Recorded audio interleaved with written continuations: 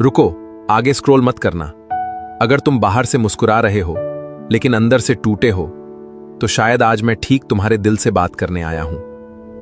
तुमने शायद किसी को नहीं बताया कि तुम वास्तव में कितने थक चुके हो, लेकिन मुझे बताने की जरूरत नहीं पड़ी। मैंने तुम्हारी खामोशी भी सुन ली।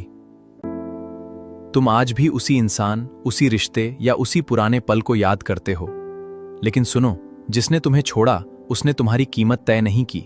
तुम सोचते हो सब आगे निकल गए और तुम पीछे रह गए, लेकिन मेरी घड़ी तुम्हारी घड़ी जैसी नहीं। मैं आज भी तुम्हारे लिए नया रास्ता बना रहा हूं। तुम्हें आज पूरी जिंदगी ठीक करने की जरूरत नहीं, बस एक कदम मेरे साथ चलो। अपना बोझ मुझे दे दो। तुम्हारी कहानी यहां खत्म नहीं होती।